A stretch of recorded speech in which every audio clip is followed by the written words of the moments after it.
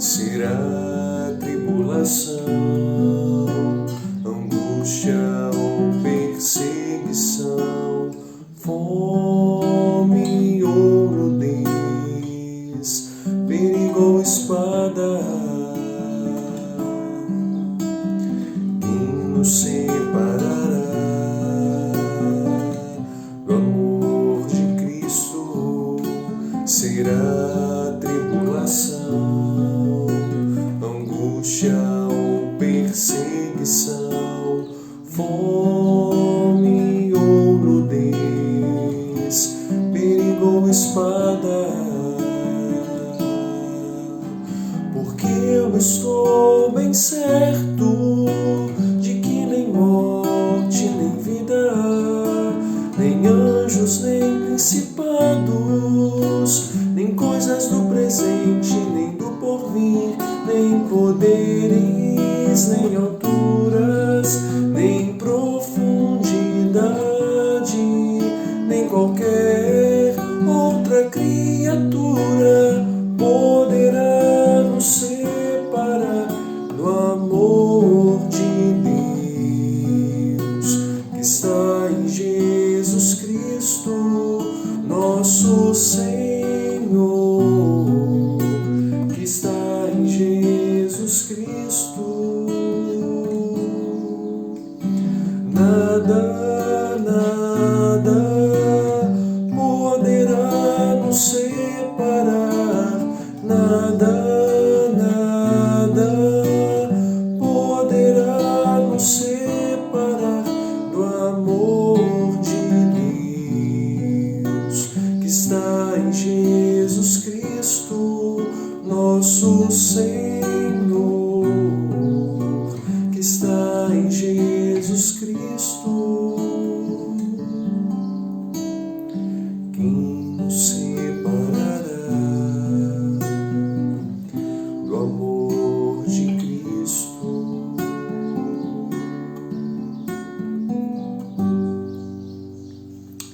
Bom dia, meu povo, que a graça, que a paz, que a misericórdia do Senhor permaneça sendo abundante sobre a nossa vida em Cristo Jesus. Derrame o Senhor Deus nesta manhã de domingo, graça sobre a nossa vida, graça sobre a nossa casa, graça sobre o nosso coração, graça sobre a nossa cidade, neste dia, não apenas nessa manhã, mas nesse dia quando também, entre aspas, decidiremos aqueles que vão governar a nossa cidade. Use o Senhor Deus de graça para conosco, em responder às nossas orações, em nos dar direção sobre a quem mesmo vai governar e dirigir a nossa cidade. Feche os seus olhos nesse instante, nós vamos orar, vamos falar com o Senhor, dando gratidão, dando graças ao Senhor por esse dia que Ele fez, por esta manhã, pela bênção da sua misericórdia que mais uma vez foi renovada sobre a nossa vida. Desfrutamos do cuidado físico, mas desfrutamos também e sobretudo do cuidado espiritual do Senhor com a nossa vida em Cristo Jesus. Feche os seus olhos e vamos nesse instante falar com o Senhor. Pai, em nome de Jesus, nós agradecemos ao Senhor a bênção desse dia, agradecemos pela Tua misericórdia, mais uma vez renovada sobre nós, agradecemos pela noite de sono, de descanso, o renovo que o Senhor nos proporcionou, agradecemos a bênção da vida nesse dia, agradecemos por já desfrutar da provisão do Senhor nesse dia, a sua fidelidade que dispõe o alimento sobre a nossa mesa, vestimento, ó Deus, a saúde. Nós agradecemos pela proteção do Senhor, pelas tuas mãos que estão sobre a nossa vida. Somos gratos porque não apenas fisicamente, mas espiritualmente o Senhor nos tem cercado. Como declara a palavra do Senhor, com toda sorte de bênçãos espirituais das regiões celestiais em Cristo, o Senhor tem derramado sobre nós. Sobre a nossa vida há consolo, a paz, a conforto, ao perdão, a segurança da salvação, a certeza da vida eterna. Enfim, nós agradecemos porque em todo o tempo o Senhor tem olhado com graça e com misericórdia para com a nossa vida. Obrigado por esta manhã, por esse dia, por esse tempo que agora reservamos, separamos do nosso dia para dedicar também ao Senhor como nosso tempo de culto, para ouvir a palavra do Senhor. E o desejo do nosso coração é que realmente a Tua palavra fale conosco nessa manhã. Que a Tua palavra venha ministrar direção sobre a nossa caminhada, de maneira que mais parecidos, mais semelhantes, e que assim de maneira bondosa, de maneira mais parecida contigo, venhamos a refletir no nosso cotidiano a pessoa de Cristo Jesus. Seja conosco e ministra a Tua palavra no nosso coração. Em nome de Jesus. Amém. Vamos declarar ainda que o Senhor é o nosso respirar.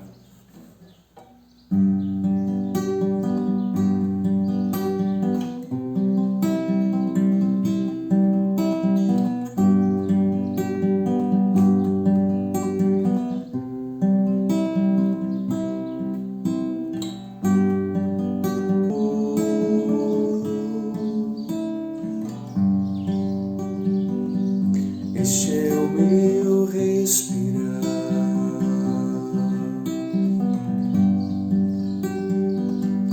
este é o meu respirar.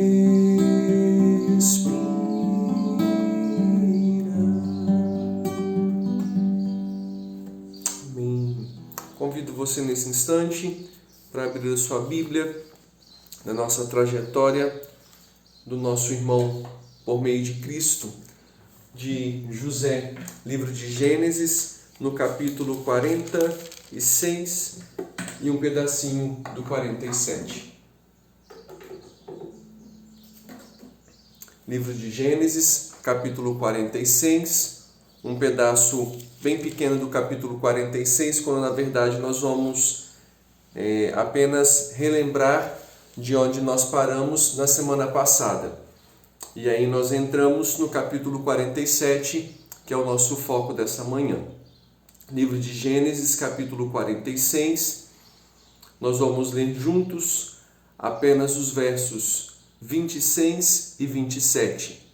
Gênesis 46, 26 e 27, nos diz então assim a palavra do Senhor. Todos os que vieram com Jacó para o Egito, que eram seus descendentes, fora as mulheres dos filhos de Jacó, todos eram 66 pessoas. E os filhos de José, que lhe nasceram no Egito, eram 2. Todas as pessoas da casa de Jacó que vieram para o Egito foram 70. Na semana passada nós encerramos a nossa escola bíblica dominical com o reencontro de Jacó com José. Depois de aproximadamente uns 25 anos sem se verem, depois de um bom tempo, Jacó pensando que o seu filho era morto, depois de um bom tempo de José no Egito, e aí nós mais dizemos José do Egito do que José, filho de Jacó, do que José da descendência de Abraão, de Isaque e de Jacó. José vivendo mais tempo no Egito do que com seu pai, a gente acaba declarando, para fazer diferença dos outros Josés, de que ele é o José do Egito. Mas na verdade ele é o José do povo hebreu, José filho de Jacó, José da descendência de Jacó, de Isaque e de Abraão. Ele, juntamente com seu pai, todo esse povo se reuniu e agora estavam todos no Egito. Na semana passada nós dissemos, e apenas para relembrar, há um número no verso 26 que diz de 66 pessoas que desceram para o Egito. Mas contando com a família de José que já estava no Egito, então toda a descendência de Jacó no Egito sobem para 70. Não se contando com as mulheres que haviam descido, com o verso que aparece no verso 26. A partir disso daí, então, nós temos a família de José se estabelecendo na terra do Egito. Mas eles não estão lá apenas para ganhar algo, eles também precisam de levantar, de gerar o seu sustento. E lembre-se você de que nós estamos num período não mais da fartura, nós já entramos num período de escassez. Por causa da escassez, esse também é um motivo, a família de Jacó desceu para o Egito. Logicamente que, sobretudo, nós entendemos e defendemos de que a descida da família de Jacó para o Egito é por um propósito espiritual, é por um propósito de Deus futuramente depois retirar aquela multidão de pessoas do Egito e levá-los novamente para a terra de Canaã, a terra que nós declaramos, a terra que manava leite e mel. Por isso, a descida da família de Jacó para o Egito não era apenas uma estratégia de José, não era de boa vontade de Jacó, não era tão somente movidos pela escassez e encontrar lá a fartura e a abundância, mas era sobretudo um propósito espiritual da parte do Senhor. Por isso, quando José ele manifesta a graça aos seus irmãos em perdoá-los, por 3 vezes ele diz: para a conservação da vossa vida, para a preservação da vida de vocês, da nossa raça, e para Deus nos levantar como uma grande nação nesse lugar, foi que o Senhor me trouxe para esse lugar antes de vocês. Então não se esqueça e não perca o foco de que o propósito da descida da família de Jacó para o Egito era um propósito espiritual, de nesse lugar, no Egito, Deus vai levantar a sua nação. E não se esqueça de que Jacó ele desce com a promessa dada por Deus de que era para ele descer, de que o Senhor estava com ele, entre aspas, nesse negócio, nessa empreitada, mas que futuramente ele faria a sua descendência subir novamente para Canaã, que é o que nós lemos na semana passada, em Gênesis 46, no versículo 4.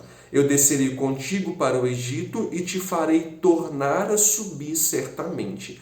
A mão de José fechará os teus olhos. Então Jacó, ele desce com a promessa de que nós vamos descer, mas ele também desce com a promessa de que um dia, futuramente, nós vamos subir, vamos voltar para esta terra novamente, que é quando vai acontecer no livro de Êxodo, não mais na liderança de José, mas na liderança de Moisés e futuramente na liderança de Josué, quando eles vão adentrar novamente em Canaã, a terra que manava leite e mel. Mas isso daí é muito pano para manga ainda, apenas para a gente relembrar um pouco da história.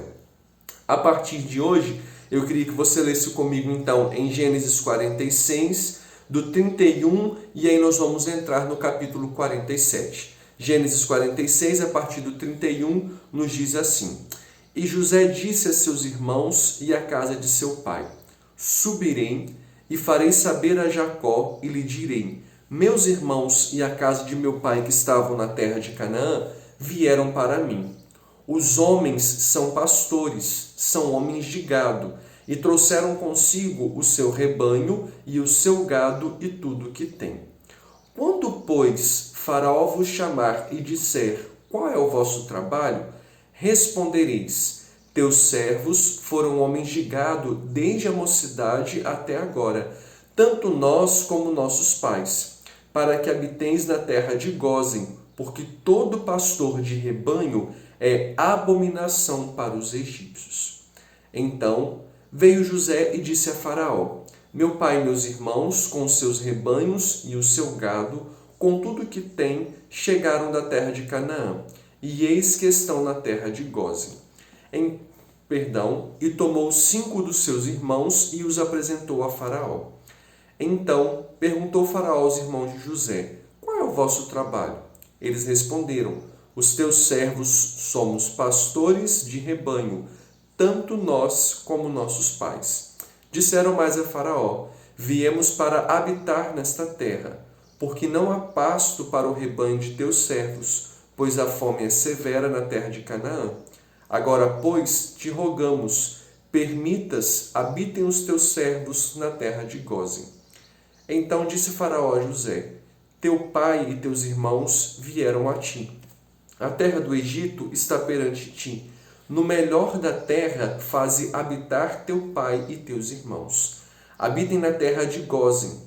Se sabes haver entre eles homens capazes, põe-nos por chefe do gado que me pertence. Trouxe José a Jacó seu pai e o apresentou a Faraó. E Jacó abençoou a Faraó. Perguntou Faraó a Jacó: Quantos são os dias dos anos da tua vida? Jacó lhe respondeu: Os dias dos anos das minhas peregrinações são 130 anos. Poucos e maus foram os dias dos anos da minha vida, e não chegaram aos dias dos anos da vida de meus pais, pois nos dias das suas peregrinações. E tendo Jacó abençoado a Faraó, saiu da sua presença. Então José estabeleceu a seu pai e a seus irmãos, e lhes deu possessão na terra do Egito, no melhor da terra, na terra de Ramsés, como Faraó ordenara. E José sustentou de pão a seu pai, a seus irmãos e a toda a casa de seu pai, segundo o número de seus filhos. Nós vamos destacar aqui nessa manhã algumas verdades e algumas aplicações dessas verdades para a nossa caminhada. Afinal, não basta apenas a gente ler as Escrituras, obter conhecimento. A necessidade, sobretudo, da gente trazer as Escrituras para o nosso dia, tentar de forma prática aplicar aquilo que nós aprendemos. A primeira coisa que eu chamo a sua atenção de uma história tão conhecida e que não tem necessidade de a gente ficar martelando sobre esse conhecimento é a maneira como José ele vai apresentar os seus irmãos a Faraó. E aí eu queria chamar a sua atenção para alguns detalhes. José estava no Egito já há alguns anos. José já tinha, de certa maneira, uma experiência na terra do Egito. E por que não dizer uma experiência mais vasta da terra do Egito em vista dos seus irmãos? Os seus irmãos, o seu pai, a sua família acabou de adentrar no Egito. Por isso, a estratégia de José com seus irmãos, antes de apresentá-lo ao Egito, ao Faraó, se faz necessário. Até mesmo porque José ele conhece quem são os seus irmãos. E nesse instante, por serem um pouco que afoitos e precipitados, os seus irmãos podem colocar tudo a perder. Como assim colocar tudo a perder? Antes disso, quando José ele despede os seus irmãos da terra do Egito, naquela segunda ocasião em que eles sobem para comprar mantimento, em que ele se dá a conhecer os seus irmãos, e aí ele fala: vão, juntem toda a trouxa de vocês, traguem meu pai e venham habitar na terra do Egito, no lugar onde há realmente fartura e não mais escassez. José ele presenteou os seus irmãos. Mas a Benjamim ele deu 5 vestes festivas, ele deu mais mantimento, enfim, ele, entre aspas, e me desculpe a expressão, ele puxou o saco para Benjamim, como seu pai lá atrás, no passado, havia gerado um favoritismo para ele. Quando José despediu seus irmãos, no dia nós destacamos essa expressão, lá de Gênesis 45, versículo 24, quando José diz: não contendais pelo caminho. E aí José está dizendo isso exatamente por conhecer os seus irmãos. Em primeiro, os seus irmãos não arrumarem confusão com Benjamim, ou confusão com José, ou confusão no meio do caminho, porque José deu mais coisas a Benjamim do que a eles, ou arrumarem confusão ao caminharem pelas ruas, porque eles têm mantimento, eles têm comida, eles estão com vestimentas alegres e festivas, enquanto eles passam por caminhos onde existe morte, destruição, escassez e fome. Então, conhecendo seus irmãos, José fala: não contendais pelo caminho, não perquem o foco, prestem atenção na visão, mantenham os olhos vocês presos ao foco, à missão, e não às circunstâncias ou há coisas que há pelo caminho que podem, na verdade, desviar vocês do foco, que é buscar o meu Pai e voltarem todos vocês para a terra do Egito e aqui habitarem. José agora ele vai apresentar os seus irmãos ao faraó. O faraó era considerado como um deus no Egito. Por isso, estar diante de faraó era ser objetivo nas suas palavras, era saber o que realmente vai se dizer diante de faraó. Porque faraó, sendo Deus, ele não perde tempo com conversinhas fiadas, ele não perde tempo com reuniõezinhas qualquer. Sendo ele um Deus no Egito, ou tido por Deus no Egito, sobre ele está a autoridade de morte e de vida.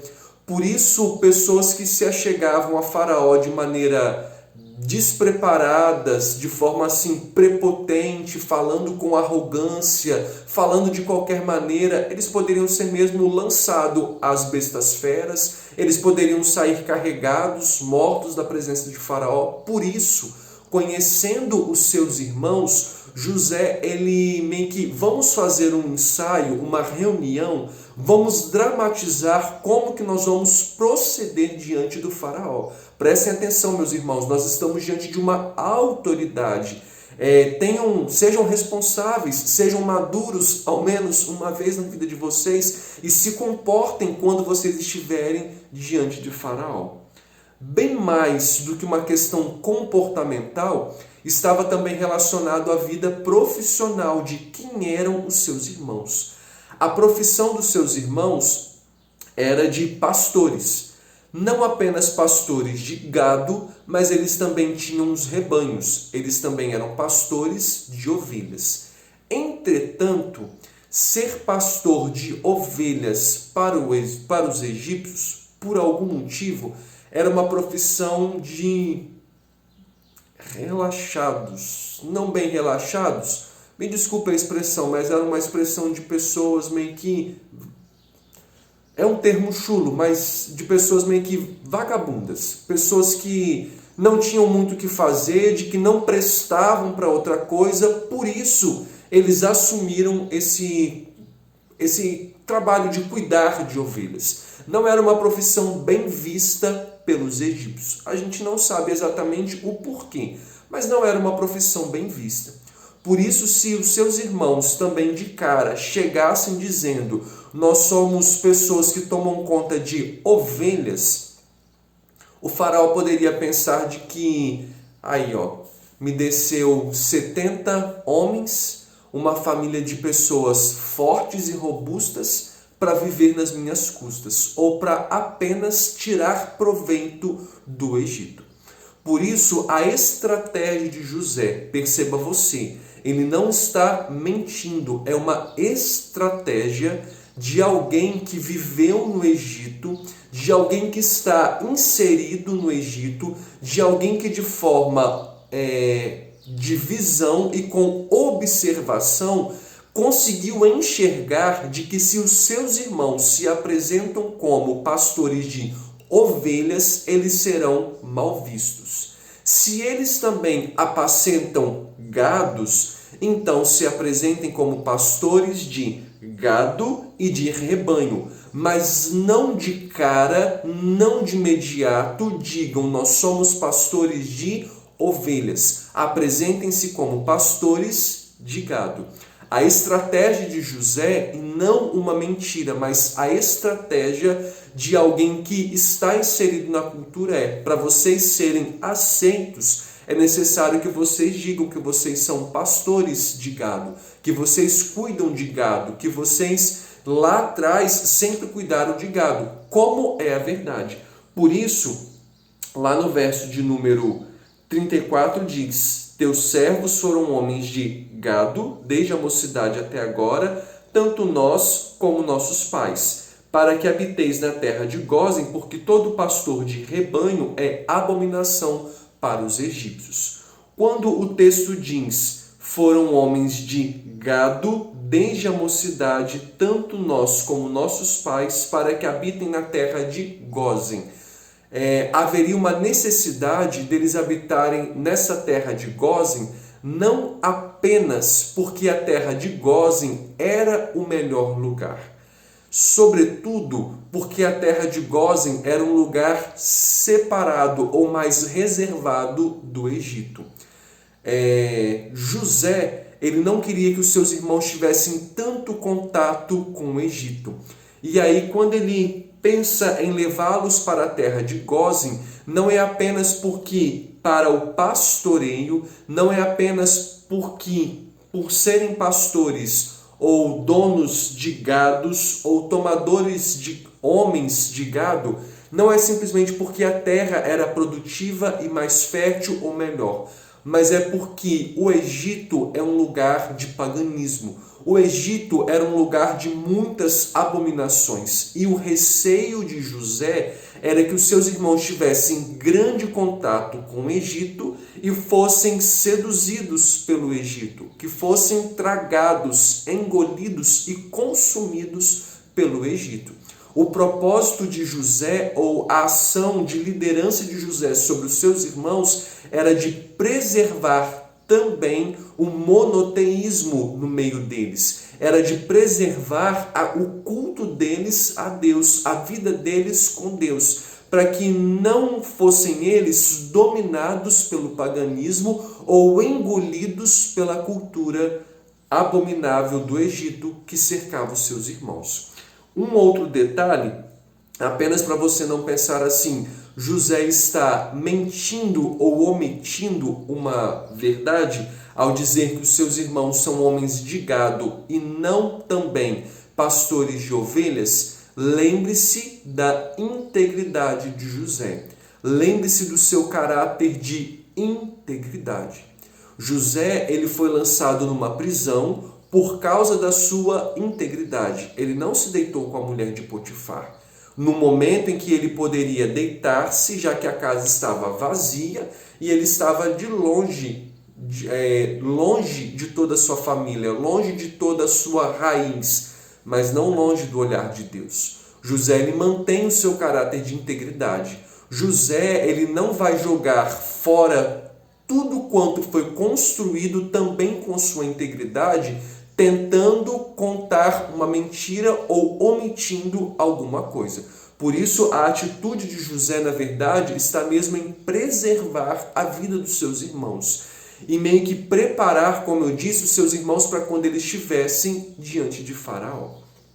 Por isso, quando Faraó pergunta qual é a profissão de vocês, a resposta deles no verso 3 é: os teus servos somos pastores de rebanho, tanto nós como nossos pais. Eles dizem: nós somos pastores de rebanho, de gado. Eles não estão dizendo: nós somos pastores apenas de ovelhas. E aí eu quero chamar a sua atenção para a submissão de José. E aí, quando eu chamo a sua atenção para a submissão de José, eu quero trazer à sua memória um dos nossos outros propósitos que nós temos espirituais. Dê uma paradinha um pouquinho com o relato de Gênesis e vamos tentar trazer isso para o nosso contexto.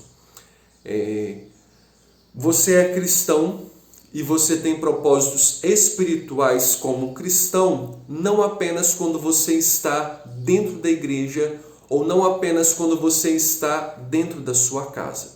A gente sempre traz à nossa memória de que o nosso lugar de trabalho, de onde você exerce a sua profissão, de onde você angaria o sustento para a sua casa, também é um lugar onde o Senhor te colocou. Se foi, o Senhor quem te colocou nesse lugar, é porque existem propósitos espirituais que precisam ser cumpridos em você e através de você. Quando eu digo propósitos espirituais que precisam ser cumpridos em você, talvez seja porque o lugar onde você trabalha, existem pessoas que exigem um pouquinho mais de esforço, de dedicação em você lidar com elas. São pessoas que às vezes facilmente tentarão tirar você da graça ou são pessoas que agirão de forma com muita pressão sobre você, tentando desviar você da presença do Senhor, ou tentando manchar o seu testemunho. Enfim, o seu lugar de trabalho não é apenas para você abençoar pessoas, para que propósitos espirituais sejam cumpridos por meio de você, mas também através de você. No seu lugar de trabalho, pode ser de que pessoas sejam usadas para Deus trabalhar para que você seja um pouco mais paciente, para que você tenha mais domínio próprio, para que você tenha mais mansidão, para que você seja mais longânimo, para que você seja mais sábio. Enfim, o Senhor vai usar o seu trabalho, o Senhor vai usar as pessoas que estão ao seu redor para gerar propósitos espirituais ou para cumprir propósitos espirituais na sua vida, mas também através da sua vida. Talvez o lugar onde você trabalha seja um lugar um pouco hostil, seja um lugar onde apenas você seja cristão. E aí você vai ter o desafio de ser a luz em meio às trevas, tentando alcançar vidas para a luz, tentando resgatar vidas para Cristo Jesus no seu local de trabalho.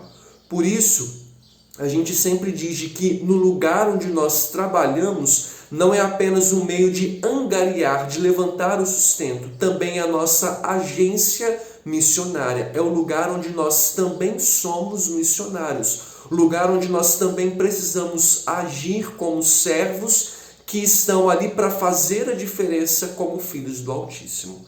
Dentro desse lugar está José. José ele está trabalhando num lugar. José está servindo a Deus na terra do Egito.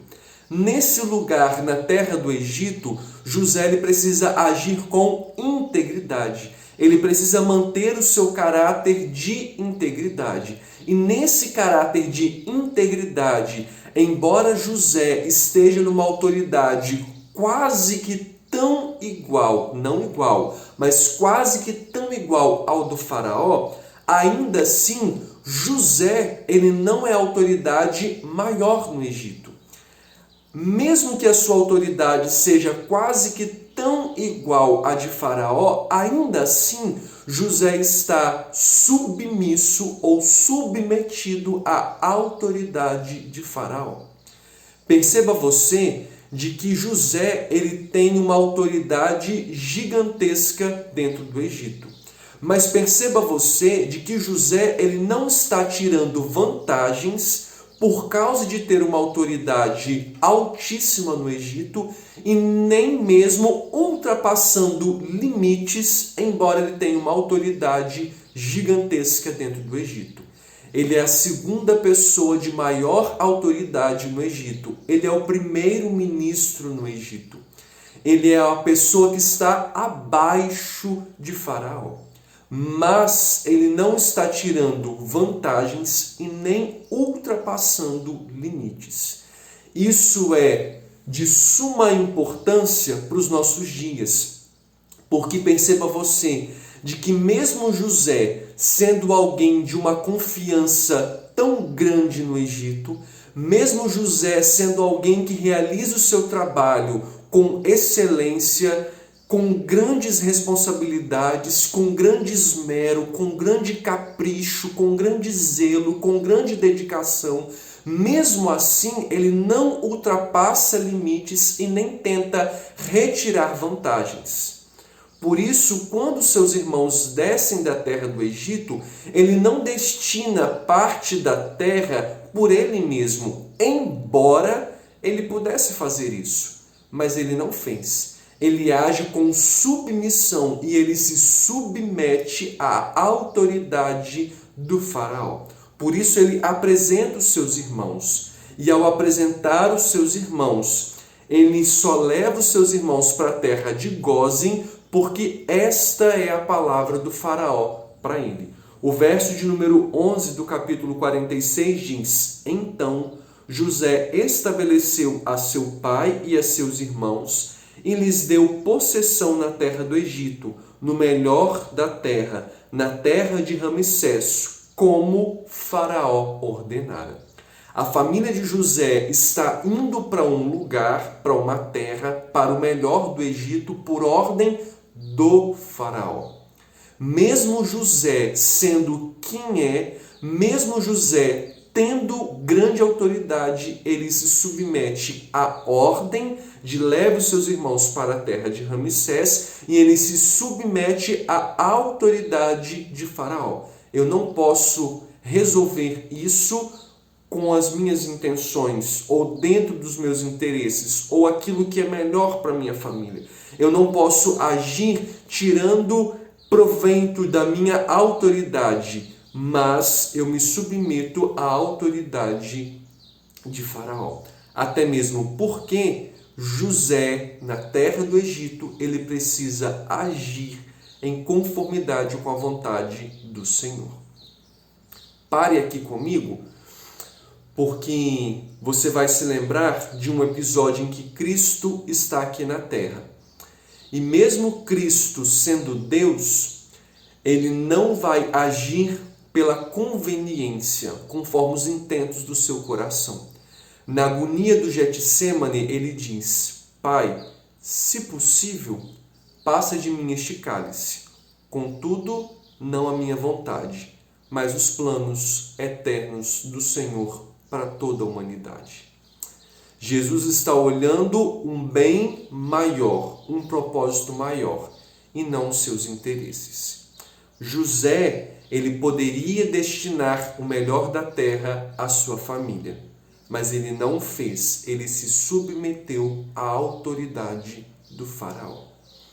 Isso nos leva a pensar de que existem alguns empregados cristãos que, por trabalharem com chefes cristãos, às vezes até mesmo da sua própria igreja, do seu próprio arraial, eles tentam ganhar proveito ou querem desfrutar de direitos porque nós somos irmãos em Cristo, porque nós somos do mesmo arraial, porque nós somos crentes iguais. O Senhor é apenas o meu empregado.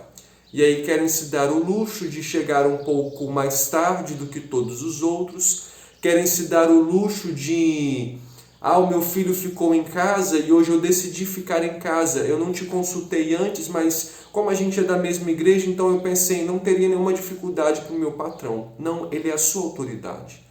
No seu trabalho, ele não é o seu irmão em Cristo, ele é o seu chefe, ele é o seu patrão, ele é o dono da sua empresa. Ele é alguém que está acima de você.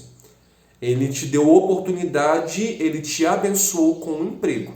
As regalias que você lá vai ter são regalias que ele vai te dar. E não que você acha que você tem, porque nós somos de um mesmo saco. Nós somos todos de um do mesmo saco de farinha. Nós pertencemos ao mesmo arraial. Há uma dificuldade às vezes muito grande e, infelizmente, existem pessoas que não contratam nas suas empresas pessoas conhecidas cristãs por conta disso. Teve uma vez que eu estava em uma escola e aí o dono da escola lhe disse: nós temos muitas dificuldades em contratar cristãos, porque infelizmente nós também somos cristãos e os funcionários cristãos são os funcionários que mais geram problemas dentro da nossa empresa.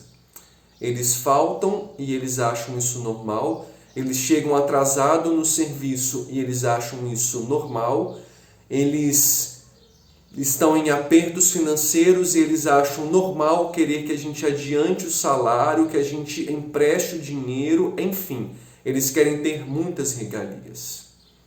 Perceba você de que José, ele era um homem de grande posição e autoridade, mas ele não está ultrapassando e nem tirando vantagem por ser quem é. Ele está agindo em conformidade com a sua autoridade. Às vezes, a quem muito lhe é dado, também muito lhe será cobrado. Vamos continuar com Gênesis 47, quando aí nós temos a escassez batendo na porta do povo. A partir do verso 13, acompanhe as escrituras então em Gênesis 47. Não havia pão em toda a terra, porque a fome era muito severa, de maneira que desfaleceu o povo do Egito e o povo de Canaã por causa da fome. Então José arrecadou todo o dinheiro que se achou na terra do Egito e na terra de Canaã, pelo cereal que compravam, e o recolheu à casa de Faraó. Preste atenção de que José está no Egito por um propósito espiritual, mas ele também está no Egito cumprindo um outro propósito como homem, como trabalhador. José está no Egito para ser o administrador. Lá atrás, em Gênesis 41, volte aí algumas páginas da sua Bíblia. Em Gênesis 41, no versículo 33, diz assim: Agora, pois, escolha Faraó um homem ajuizado e sábio, e o ponha sobre a terra do Egito. Lá atrás, quando o Faraó teve aqueles sonhos, e José interpretou, dizendo que José, sendo usado por Deus, dizendo que haveriam 7 anos de abundância e logo em seguida 7 anos de escassez, José dá um conselho, logicamente inspirado por Deus. Ele diz: Agora, pois, escolha Faraó, um homem ajuizado e sábio, e o ponha sobre a terra do Egito. A expressão um homem ajuizado e sábio, ela se cumpre agora aqui a partir do verso 13 de Gênesis 47. Um homem ajuizado significa um homem que tenha discernimento, um homem que seja observador, um homem perspicaz. Um homem sábio significa alguém que construa e não que destrua. José, então, ele está sendo esse homem ajuizado e o homem sábio. Ele está agindo com discernimento, ele está agindo com observação, mas ele também precisa agir com sabedoria. Ele precisa construir um Egito mesmo em tempo de escassez, mesmo em tempo de miséria. Diante disso, José, ele tinha que, ao longo dos 7 anos de abundância, ele tinha que agir com juízo, ele tinha que ter discernimento, ele tinha que observar o tanto que era colhido, mas ao mesmo tempo ele tinha que agir com sabedoria, ele tinha que pensar no futuro, ele tinha que agir como líder, de não apenas contemplar o presente, mas se lembrar de que no futuro existiria escassez. Ele deveria ter visão. Por isso a visão foi: nós vamos construir celeiros e nós vamos comer uma parte do que nós temos, mas nós também vamos ter que andar com o pé no freio, mesmo no tempo da abundância, porque nós temos que ajuntar, porque lá no futuro vai existir fome, e para a gente não morrer, nós precisamos de ter algo no depósito, algo guardado.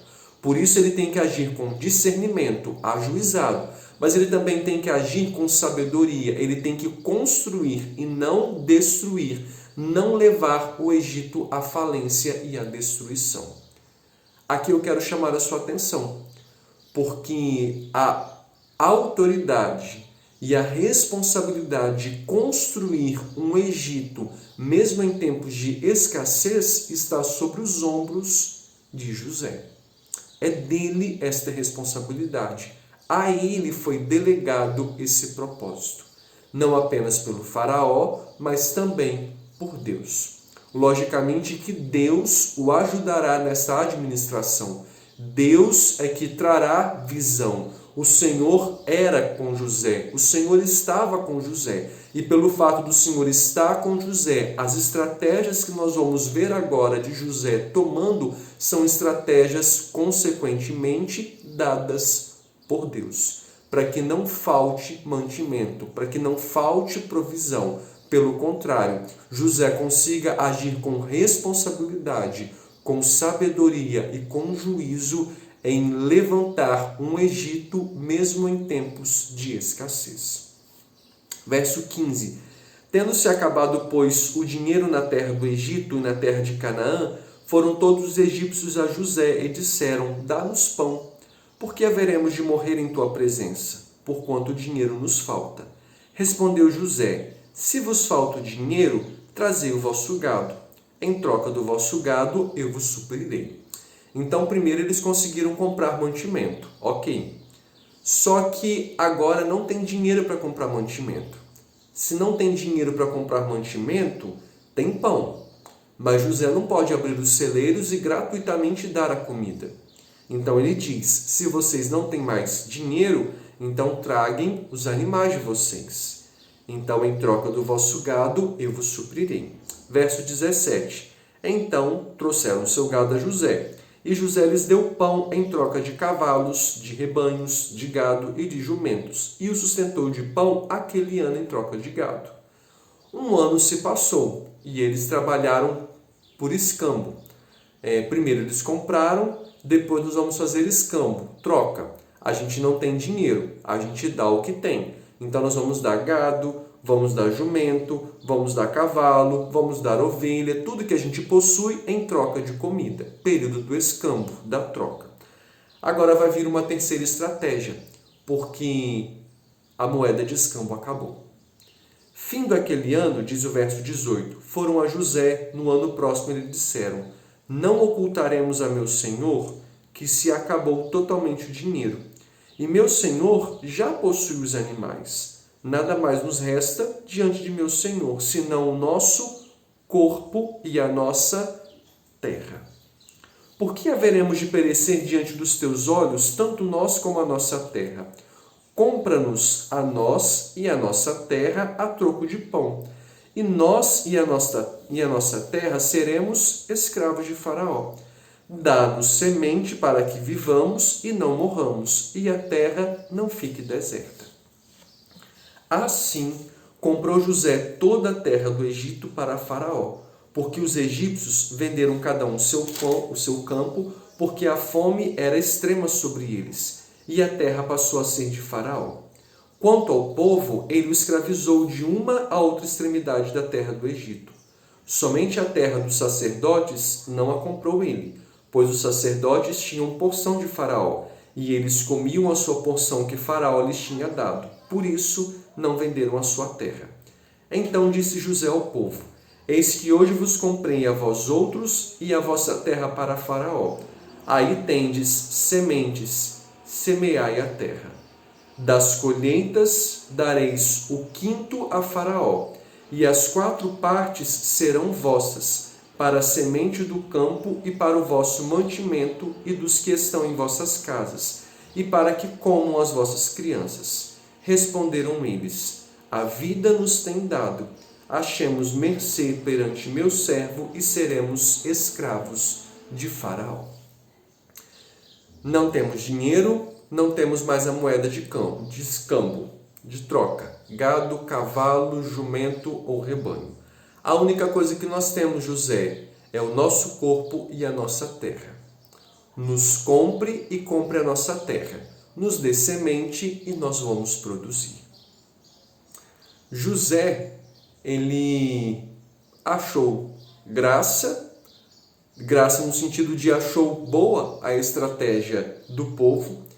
Na verdade, nesse período, não há muito o que se fazer. Então José, ele também aceita de maneira flexível, ele aceita a opinião e perceba vocês de que ele é alguém que está no poder, mas é alguém que com humildade, simplicidade e modéstia olha para os seus liderados, olha para o povo e acata uma sugestão, sem nenhuma dificuldade.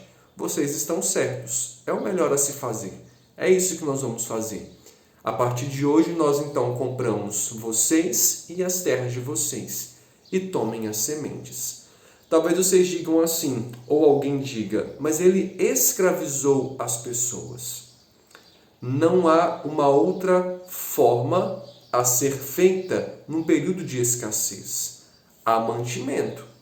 Mas se abrem as comportas dos celeiros, dos depósitos, e se dê comida gratuitamente, o que será de provisão nos anos futuros ainda da escassez?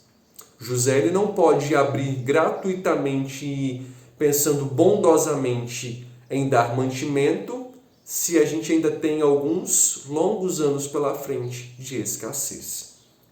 Como eu disse, José ele tinha que ter a estratégia quanto líder, a sabedoria e o juízo de construir e não de destruir o Egito. O Egito ainda não era todo do faraó, mas a partir de então, pela estratégia de comprar os egípcios e comprar as suas terras, o Egito passa a ser completamente terra toda do Egito. Perdão, do faraó. Diz o texto então no verso 20: assim comprou José toda a terra do Egito para o faraó. Perceba vocês de que o povo está sendo escravizado. Mas aqui eu enxergo não apenas como uma escravidão, mas na verdade eles estão sendo colonos. Sabe aquele período em que uma pessoa trabalhava numa terra que não era sua, tinha uma casinha para morar que também não era sua, e que no período da colheita ele dava parte da sua colheita e ficava com parte para si, para a sua provisão. A estratégia que está sendo tomada aqui pelo José e por Faraó é a mesma.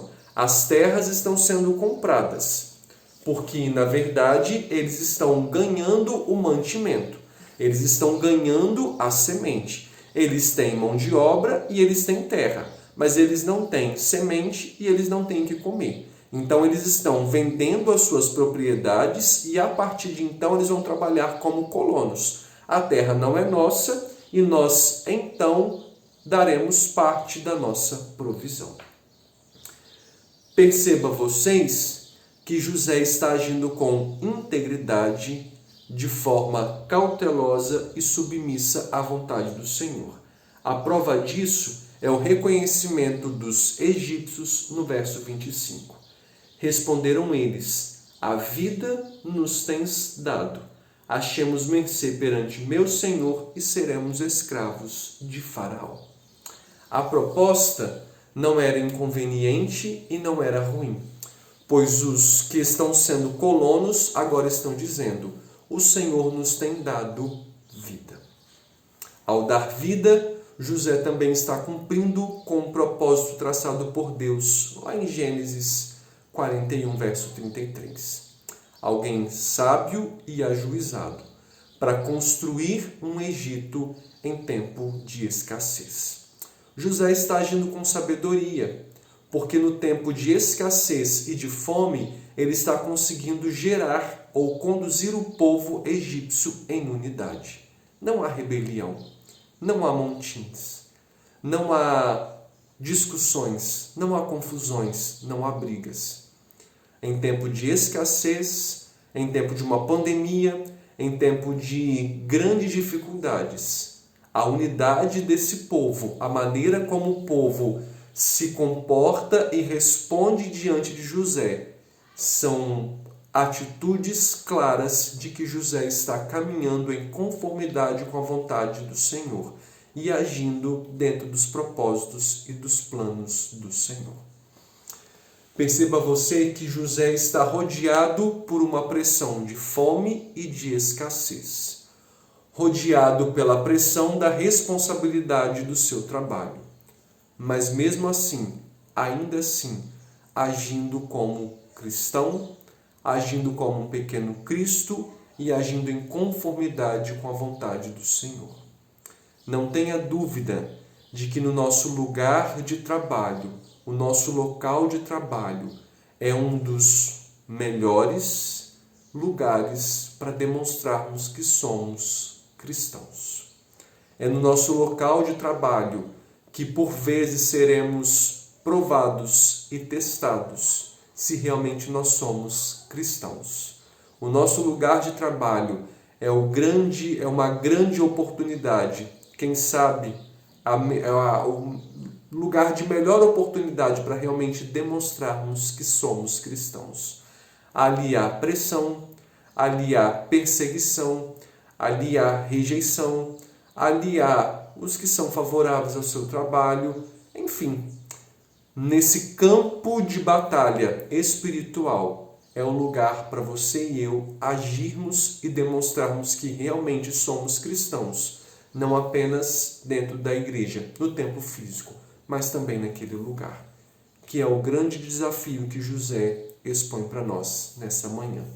Agir com discernimento e com sabedoria, fazendo as coisas construírem, mesmo em um tempo não tão favorável assim, mas sendo possível, porque o Senhor está conosco, demonstrando dessa maneira de que nós somos do Senhor. Feche os seus olhos. Senhor, ajuda-nos a viver a Tua palavra e a colocá-la em prática para a glória do Senhor. Que o Teu Espírito ministre e verdadeiramente fale conosco para a glória do Senhor. Ajuda-nos dentro do nosso trabalho, a agirmos mesmo como crentes em Cristo Jesus, com sabedoria e com discernimento. Que não nos falte, ó Deus, a companhia do Senhor, que não nos falte a sabedoria de fazer o lugar onde nós trabalhamos crescer e florescer, torná-lo próspero, porque nós estamos lá como embaixadores do Teu reino. Que não nos falte sabedoria, discernimento, perspicácia em como lidar com as situações e em como agir, de forma submissa àqueles que estão sobre nós, de forma simples, humilde, para aqueles que são liderados pelas nossas mãos ou que são atendidos pela nossa vida. Enfim, nos dê a graça de agirmos verdadeiramente como filho do Senhor. Em nome de Jesus. Amém e amém. Que o Senhor nos ajude em Cristo Jesus. Um excelente domingo para você, para sua família, para a nossa igreja, para a IPM, e que o Senhor Deus te abençoe em Cristo Jesus. À noite nós nos encontramos para a glória do Senhor. Deus te abençoe.